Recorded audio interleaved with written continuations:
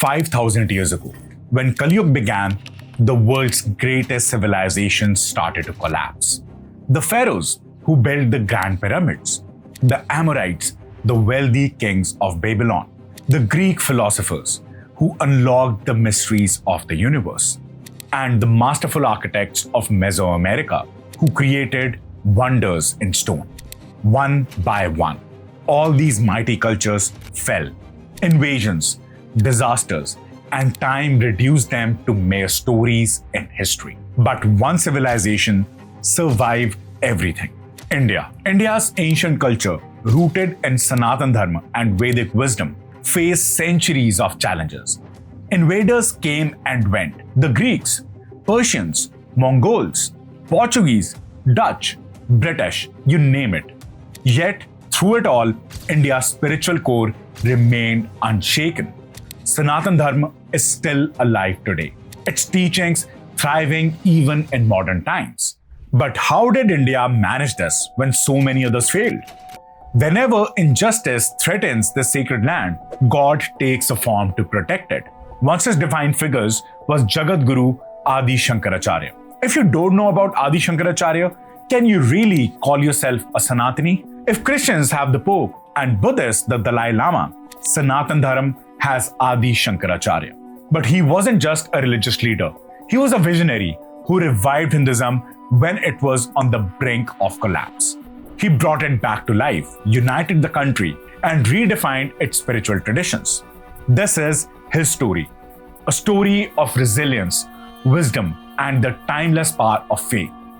Let's dive into this incredible life of Adi Shankaracharya and discover how he preserved Hinduism as the world's oldest surviving religion. While we uncover this fascinating history, here's something exciting for you. #AskHarryAnything. Have burning question about this topic or anything else?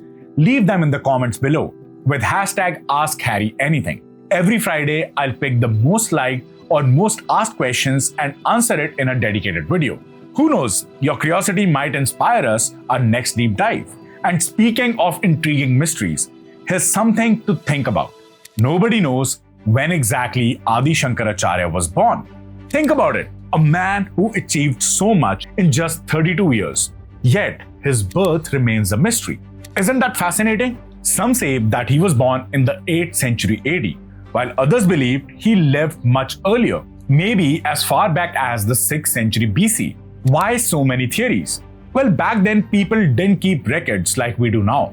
Most of what we know comes from ancient texts, oral traditions, and stories passed down through generations. And the timeline? Oh, they're full of surprises. For example, some traditions say that Adi Shankaracharya left this world and went to Kailash in 12 BCE. If that's true, he must have been born much earlier, likely in the 1st century BCE. Then there is another story. He debated Buddhist philosophies that were already well established after Gautam Buddha, who was born in 563 BCE. Based on this, some historians believe that he must have lived a few centuries later, around the 2nd and the 1st BCE. But wait, it gets even more interesting. The popular 8th century AD theory, which many scholars today rely on, might not refer to the original Adi Shankaracharya. Instead, it could be about another saint, Abhinav Shankara, who lived centuries later. Abhinav Shankara, like the Adi Shankaracharya, was a brilliant philosopher and spiritual leader. He followed the footsteps of Adi Shankaracharya so closely, reviving Sanātana Dharma, traveling for debates, and strengthening the monastic traditions that the two are often confused in historical accounts. And this mix-up could explain why the 788 CE date is so widely accepted. And then there is an even older clue, the connection to Kalidasa, the legendary poet who lived around the 1st century BCE. Some scholars believe that Shankaracharya must have been born after Kalidas because references in his text suggest their timeline overlap. So this puts the original Adi Shankaracharya's date much earlier in the history, possible between the 1st century BCE and the 1st century CE. Confusing? Absolutely. But that's the beauty of the story. So many theories, so many mysteries. Yet, one thing remains certain. Adi Shankaracharya wasn't an ordinary human being. The sheer scale of what he achieved in just 32 years is almost impossible to comprehend. Doesn't it make you wonder, was he truly an incarnation of Lord Shiva sent to protect Sanātana Dharma? We might never know the exact year he was born. But does it really matter? What matters is his vision, his work, and his legacy, which have stood the test of time and continues to inspire millions of Indians even today. So let's move forward and dive into the incredible life of Adi Shankaracharya. How did this one man unite an entire civilization and revive Sanātana Dharma when it was on brink of collapse? Get ready to find out how he did it. Adi Shankaracharya was born in a small village called Kaladi, located in what is now Kerala. But his birth wasn't an ordinary event. It was surrounded by faith, devotion, and blessings of Lord Shiva himself. His parents, Shiv Guru and Aryamba, were a deeply devout Brahmin couple. Shiv Guru was a respected scholar of the Vedas, but he longed for something more, a child who would carry forward the legacy of Dharma. However, for many years, the couple remained childless. As their hope began to fade, they turned to prayers. With unwavering faith, they worshipped Lord Shiva, seeking his blessing for a child. And then came the divine intervention.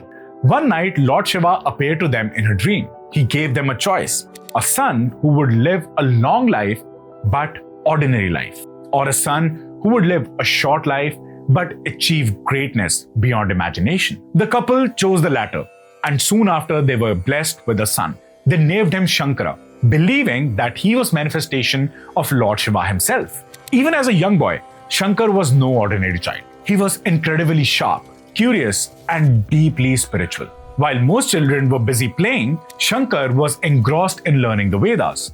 By the age of 8, he mastered all the 4 Vedas, something that takes others a lifetime to achieve. His teachers and elders were amazed by his brilliance. But it wasn't just his intelligence that stood out. It was his unwavering devotion to God and his understanding of life's deeper truths. Stories from his childhood paint a picture of a boy wise beyond his years. One famous anecdote tells of Shankar's encounter with a Chandala. When others avoided the man, Shankar bowed down to him, recognizing the divinity in all beings. This moment would later echo in his life's teaching on Advaita Vedanta, the philosophy of oneness.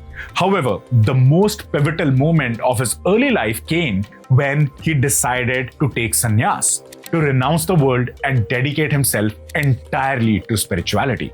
His decision wasn't an easy one.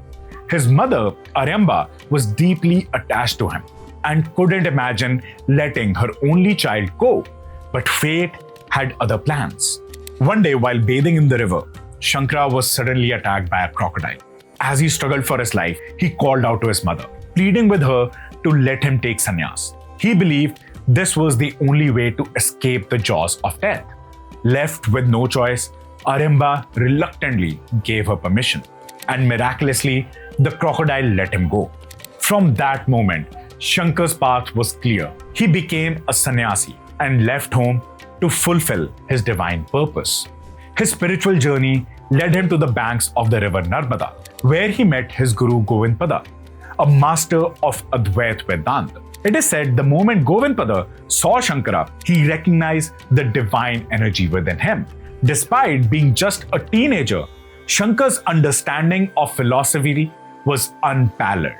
Under Govindpada's guidance, he delved deeper into the teachings of Advaita Vedanta, the philosophy of non-dualism that would later define his legacy. One day, Govindpada asked Shankar to explain the essence of Vedanta in a single sentence. Without hesitation, Shankar replied, Brahman is the only truth. The world is an illusion, and the soul is not different from Brahman. This profound statement became the cornerstone of his teachings. Shankar's early life was nothing short of miracle. From his divine birth in Kilhadi to his initiation into Advaita Vedanta by Govindpada, every step of his journey seemed predestined. But this was just the beginning. How did the young monk, barely out of his teens, go on to transform an entire civilization? What did he do that made his legacy immortal? Before diving into Adi Shankaracharya's incredible achievements, let's step back and understand how bad things were in India during his time. Sanātana Dharma, the spiritual backbone of India, was crumbling. Rituals that were meant to guide people towards a higher purpose had become empty ceremonies, used Karam Kand as a tool for personal gain, turning spirituality into a business. People performed rituals without knowing why, losing sight of their deeper meaning. The Varna Vyavastha, originally created to organize society based on skills and quality, had become rigid and oppressive. Birth, rather than actions or virtue, started determining a person's place in society. This led to discrimination, alienating large sections of the population and creating deep divides. To make matters worse, sects within Sanātana Dharma like Shaivites, Vaishnavites, Shaktites, Ganpatyas, and Suryas were locked in conflict. Instead of celebrating diversity, these groups fought over whose path was superior. Philosophical schools like Shankyas, Nayas, and Yoga also clashed, further fragmenting the spiritual fabric. Meanwhile, Buddhism and Jainism, with their new ideas, were attracting large number of followers. While these religions offered profound philosophies, they pulled people away from Vedic traditions, weakening the roots of Sanātana Dharma even further. So India was in turmoil. Its spiritual unity shattered, the people divided. Hinduism as a way of life was on verge of collapse. At such a crucial moment, a unifier was desperately needed, a visionary who could rise above the chaos, bridge these divides, and restore the essence of Sanātana Dharma. That unifier was Adi Shankaracharya.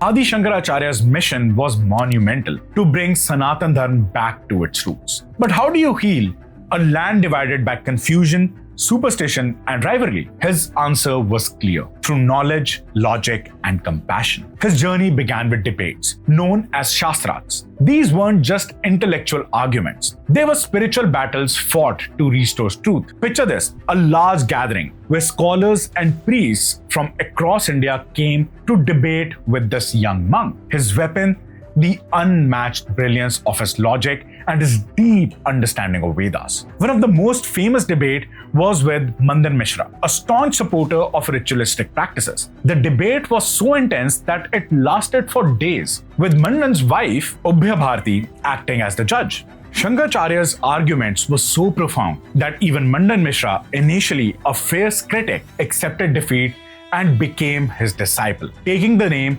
Sureshwara. These debates weren't about proving others wrong. They were about guiding them towards the true essence of the Vedas. Shankaracharya showed that Sanātana Dharma wasn't about rituals or superstitions. It was about understanding the eternal truth of life and the universe. Through these Shastras, Shankaracharya rekindled the light of knowledge in a society lost in darkness. At the heart of Shankaracharya's teaching was Advaita Vedanta, a philosophy so profound yet so simple that it could unite a divided land. What does Advaita Vedanta teach? In simple terms, it says that there is no separation between the soul, the Atman, and the universe, which is Brahman. You, me, the universe. Everything is part of one divine reality. Think of a wave in the ocean. The wave may look separate, but it is still in the ocean. Similarly, we may see ourselves as individuals, but we all are part of the same divine energy. Shankaracharya summed this up beautifully in a phrase: Tat Tvam Asi. You are that. This philosophy was revolutionary. It broke barriers of caste, sect, and identity, reminding people that at their core, they all are one. It erased division and gave people a higher purpose, to see the divine in themselves and in others. Shankaracharya did not stop at teaching philosophy. He knew that rituals and practices needed reform. The divisions between Shaivites, Vaishnavites, Shaktas, and others had weakened the unity of Sanātana Dharma. Each sect claimed that its path was superior, creating endless conflicts. To bridge these divides, Shankaracharya introduced Panchayatna Puja, a simple yet powerful system of worship. Instead of focusing on one deity, this practice honored five: Shiva, Vishnu, Shakti, Ganpati, and Surya. It reminded people that all paths lead to the same truth. This approach united different sects, showing them that their differences were superficial. At the same time, Shankaracharya balanced the three key paths of spirituality: Janana, knowledge; Bhakti, which is devotion; Karma, which is action. He taught that no matter which path you follow, the ultimate goal was the same: self-realization and unity with the divine. Shankaracharya's vision wasn't just about the present, it was about the future. He wanted to ensure that the wisdom of Vedas would survive for generations. To achieve this, he established 4 maths, monastic centers, in the 4 corners of India: Jyotirmath in the north, Sringeri Math in the south, Dwarka Math in the west, and Govardhan Math in the east. Each Math was entrusted with the preservation of one of the 4 Vedas: Jyotirmath, Atharva Ved; Sringeri Math, Yajurved; Dwarka Math, Samved; and Govardhan Math, Rigved. Why did he do this? Well, Shankaracharya realized that concentrating knowledge in one place was risky. If that place was destroyed, the wisdom of the Ved could be lost forever. By spreading the knowledge across India, he ensured that it would always have guardians. These maths weren't just center of learning, they were symbol of unity. Shankaracharya showed that no matter where you lived, you were part of the same spiritual tradition.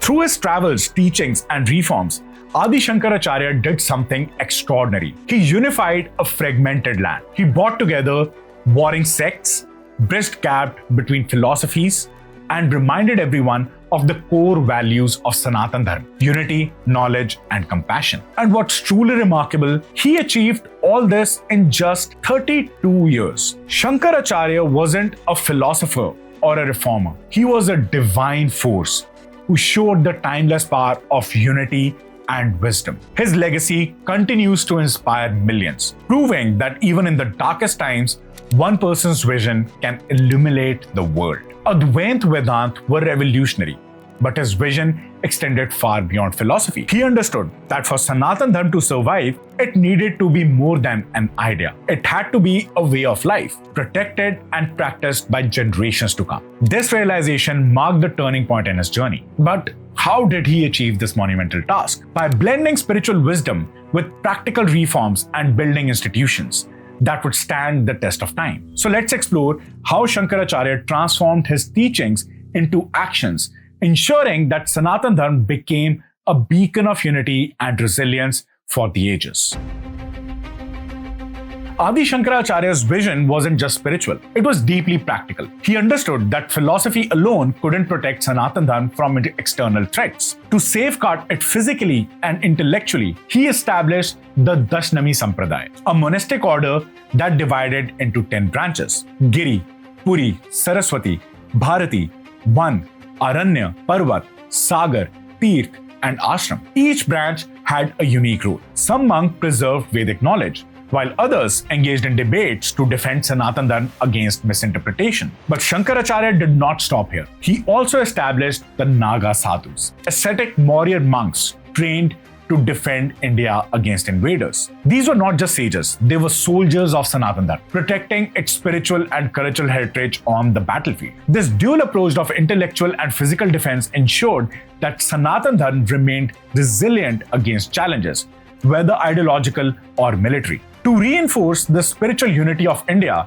Shankaracharya established the Char Dham Yatra, encompassing 4 sacred pilgrimage sites: Badrinath in the north, Puri in the east, Rameshwaram in the south, and Dwarka in the west. These sites symbolize the 4 corners of India, uniting people from all regions through a shared spiritual journey. The Char Dham Yatra wasn't just about religious devotion. It was a powerful reminder of India's interconnectedness. By traveling across the countries, pilgrims experienced the diverse culture of India, fostering a sense of unity and belongingness. Shankaracharya's foresight ensured that even centuries later, these pilgrimage continues to bind India as one nation. One of Shankaracharya's most enduring contribution was his commentary on the Bhagavad Gita, Brahma Sutra, and the principal Upanishads. His interpretations brought clarity to these complex texts, making them accessible to scholars and seekers alike. These commentaries laid the foundation for Advaita Vedanta, reaffirming the ultimate truth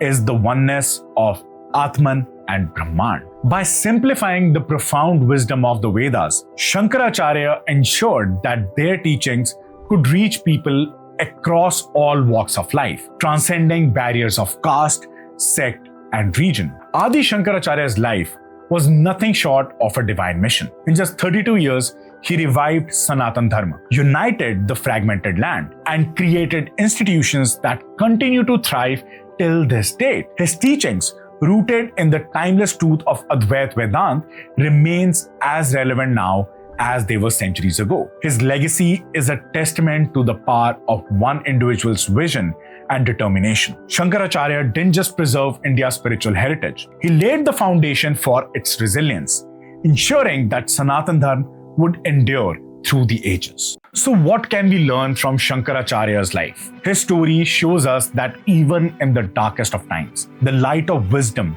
unity, and compassion can prevail. It reminds us that Sanātana Dharma isn't just a religion. It's a way of life, a philosophy that transcends time and space. As we reflect on his incredible journey, let us carry forward this legacy by embracing the values he stood for: unity, knowledge, and recognition of the divine within each of us. Let's honor this great spiritual leader by keeping his teachings alive in our hearts and lives. This is Harry signing off. Jai Shri Adi Shankaracharya, Jai Sanātana Dharma.